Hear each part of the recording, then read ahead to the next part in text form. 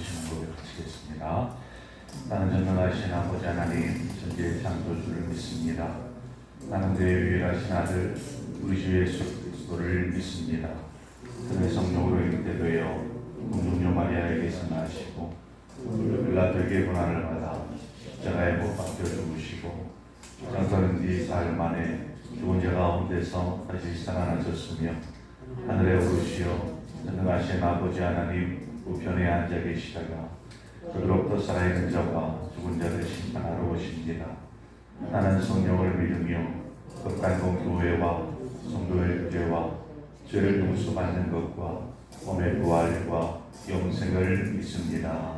아멘. 함께 찬송가 486장 이 세상에 근심된 일이 많고 찬송 486장 함께 찬송하도록 하겠습니다.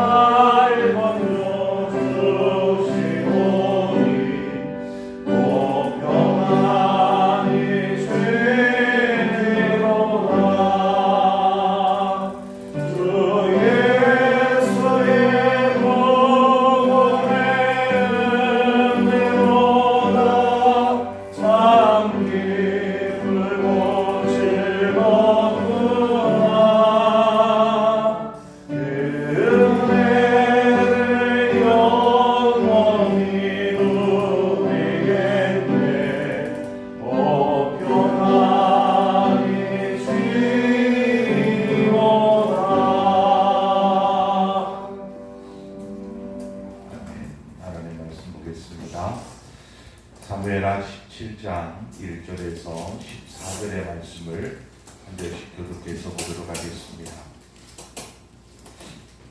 사무엘하 17장 1절에서 14절의 말씀입니다. 한 절씩 교독합니다. 아히도벨이 또 압살롬에게 이르되 이제 내가 사람 만 2,000명을 택하게 하소서. 오늘 밤에 내가 일어나서 다윗의 뒤를 추적하여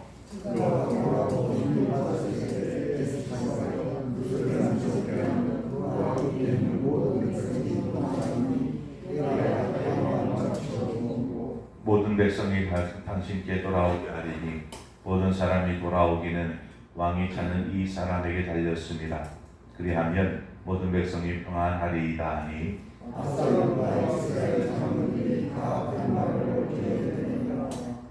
압살롬이 이르되 아렉 사람 우세도 부르라. 우리가 이제 그의 말도 듣자 하니라.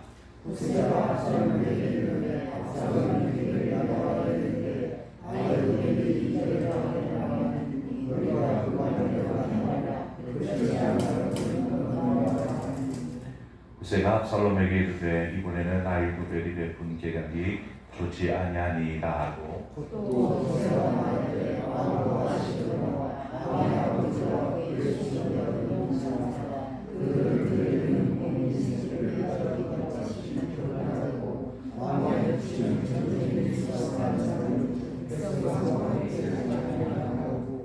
지금 그가 어느 굴에나 어느 곳에 숨어 있으리니 혹 우리 중에 몇이 먼저 엎드려지면 그 소문을 듣는 자가 말하기를 압살롬을 따르는 자 가운데서 회함을 당하였다 할지라.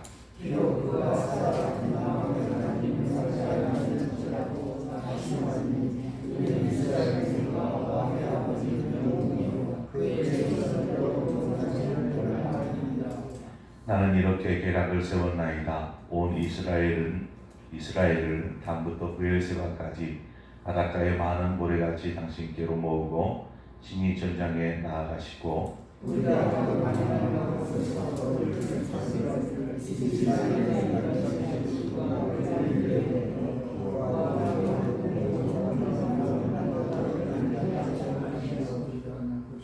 또 만일 그가 어느 성에 들었으면 온 이스라엘이 밧줄을 가져다가 그 성을 강으로 끌어들여서 그곳에 작은 돌 하나도 보이지 아니하게 할 것이니이다 하매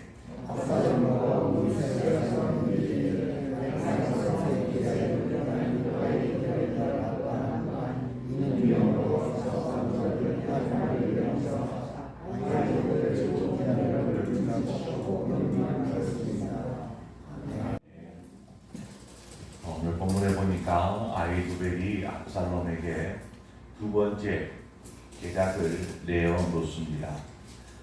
그것은 지금 예루살렘 왕궁은 묘를 입성하여서 차지하였지만 여전히 아버지 다윗이 살아있는 것이죠. 그와 함께하는 사람들이 함께 도망하고 있는 상황입니다. 이에 따른 두 번째 계략이 나옵니다. 아히두벨이 이야기하기를 나에게 12,000명의 군대를 주십시오. 12,000명 그렇게 많은 숫자가 아니거든요. 그러면 자신이 그 군대를 이끌고 나가서 다윗을 추적하여서 다윗을 잡아 죽이겠다라는 것입니다. 그 결과 이스라엘이 이제 다윗이 죽음으로 온전히 압살롬의 편에 압살롬에게로 돌아오게 될 것입니다 라고 이야기하죠. 지혜자인 아히두벨은 그 누구보다도 다윗의 지금 현재의 상황을 예리하게 뚫어보고 있었습니다. 거기에서 나오는 계략이 바로 오늘 본문의 이야기이죠. 자, 아히두벨이 바라본 지금의 다윗의 처지 어떨 것 같습니까? 급하게 궁을 떠났습니다.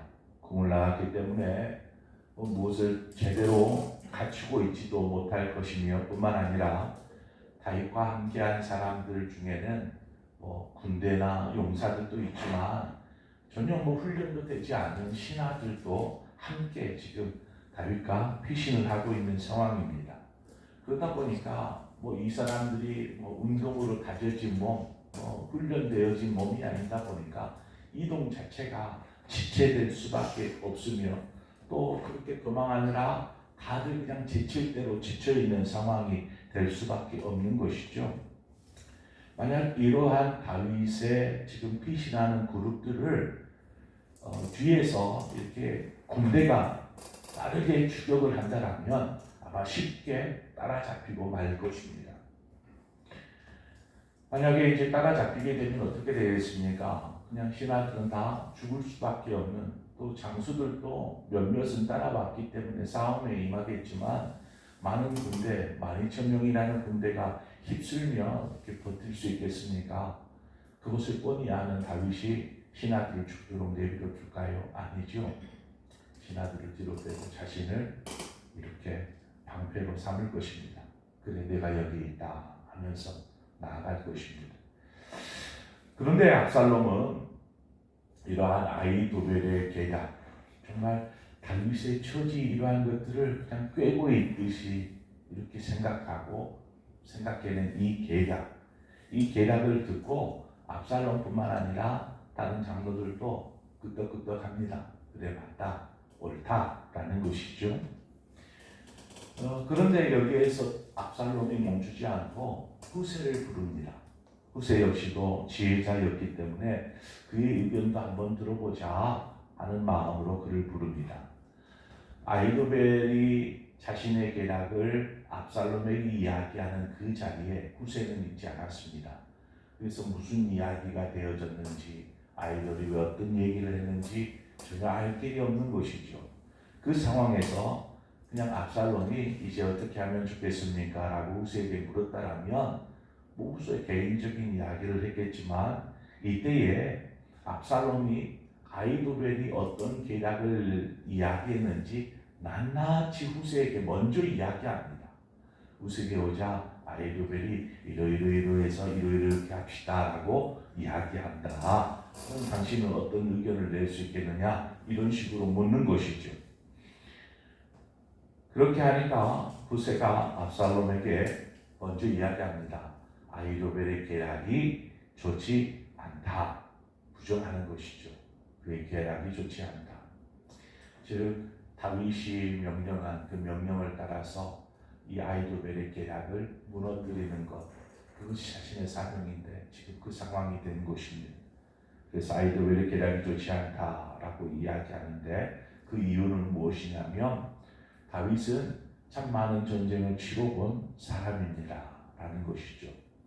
수많은 전쟁을 통해서 그는 경험되어지고 다져진 사람이며 또한 그와 함께한 사람들은 용사들이다라는 것입니다. 뛰어난 장수, 싸움에 능한 사람들이 지금 다윗 곁에 진을 치고 있습니다. 만약 섣불리 가서 공격해서 패배라도 한다 치면 어떻게 되겠습니까?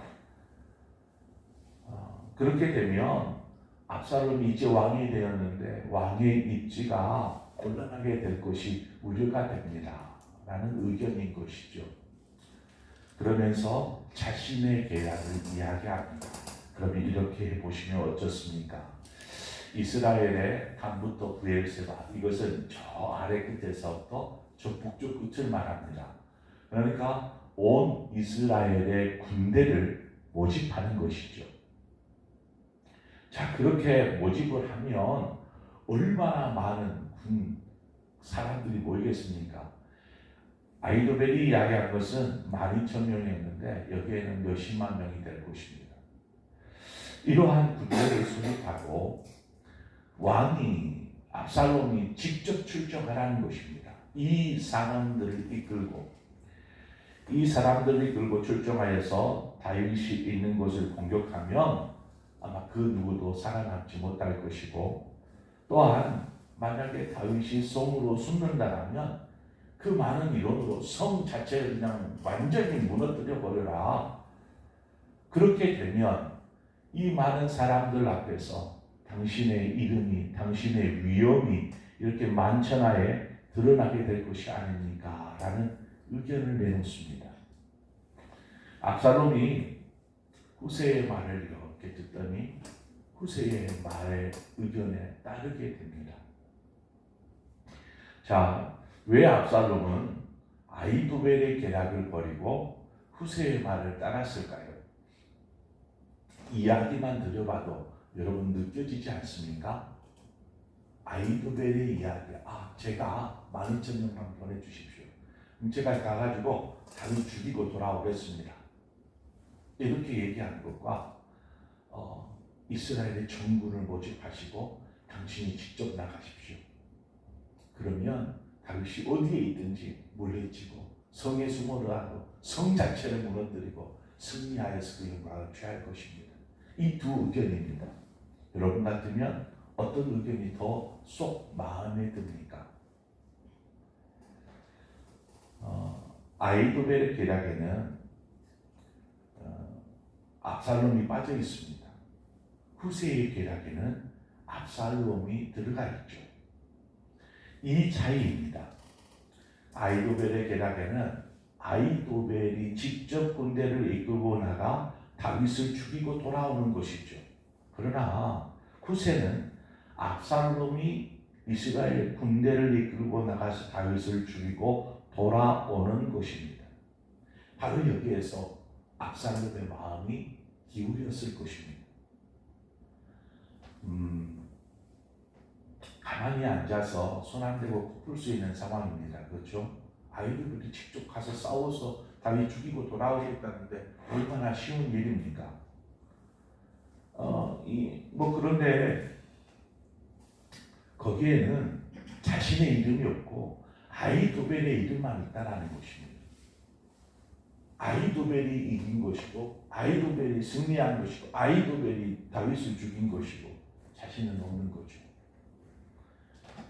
반면에 후세가 이야기한 것은 자신의 이름이 있습니다. 전쟁을 치러보지 않은 압살롬은 단지 무엇을 생각하냐면 승리하고 돌아올 때의 영광만을 생각하는 것이죠. 영광만을. 후세의 계략은 압살롬이 정군을 모집하여서 다윗을 상대하는 것이기에 그 수많은 군대라면 뭘 못하겠습니까? 이미 승리가 보장되어 있는 상황이라고 여기는 것입니다. 또 그 승리는 군대를 이끌고 나가는 압살롬의 승리가 되는 것이고 온 백성이 압살롬 자신을 칭송하게 될 것을 압살롬 후세의 말을 들으면서 상상하는 것입니다. 자신이 그 영광을 누리게 될 것을. 멋진 백마를 타고 맨 앞장에 서서 군사들이 쫙 가가지고 다윗을 죽이고 돌아와서 승리하고 압살롬 만세하면서 이렇게 왕궁으로 돌아올 때 온 백성들이 압살롬 압살롬 하는 이러한 생각, 상상에 빠져 있는 것입니다. 후세의 계략은 바로 이것이었습니다. 압살롬에 허황된 이러한 영웅심을 자극하는 것이죠. 전쟁도 한 번도 안 해봤어요. 뭘 알겠어요. 그러나 많은 군대를 동원한다. 쉽게 이길 수 있다. 승리는 이미 따가운 당상이다. 이러한 말들에 그냥 자신도 모르게 영웅심에 이끌려서 그래 후세 말대로 하자. 아이도벨 거기에는 내가 누릴 영광 아무것도 없다. 이러한 판단을 내린 것 같습니다. 무엇보다도 압살롬이 이와 같은 후세의 판단, 후세의 계략을 선택하고 결정한 것은 하나님의 뜻 가운데 일어난 하나님의 섭리였기 때문에 그렇습니다. 오늘 맨 마지막 절을 보십시오. 14절입니다. 압살롬과 온 이스라엘 사람들이 이르되 아랫사람 후세의 계략은 아이도벨의 계략보다 낫다 하니 이는 여호와께서 압살롬에게 화를 내리려 하사 아이도벨의 좋은 계략을 물리치라고 명령하셨음이었더라. 이렇게 기록합니다. 즉 이 모든 상황 속에 보이지 않게 하나님께서 일하고 계신 것입니다. 압살롬의 마음에 이러한 허영심, 영웅심, 그 모든 것들을 누리고자 하는 마음도 하나님이 주신 마음이더라는 것이죠. 하나님은 압살롬의 반역을 파하시고 다시 다윗의 왕권을 회복하시기 위해서 지금 우세를 통해서 아이도벨의 모든 계략을 수포로 만들어 버리신 것입니다. 자, 우리는 여기 14절에 나오는 이 말씀을 좀 그냥 우습게 지나쳐서는 안 됩니다. 압살롬 스스로가 두 지혜자의 말을 듣고 선택해서 이쪽이 좋겠다라고 선택한 것이지 거기에 무슨 하나님의 섭리가 있습니까? 라고 이야기할지도 모르겠습니다. 여러분 하나님의 섭리는 과거에나 현재에나 앞으로 미래에까지도 하나님의 섭리대로 하나님은 이 세상 만물을 다스리고 또 운행해 가실 것입니다. 사람들은 하나님의 섭리하심에 대해서 제대로 신뢰하지 못합니다. 왜 그럴까요?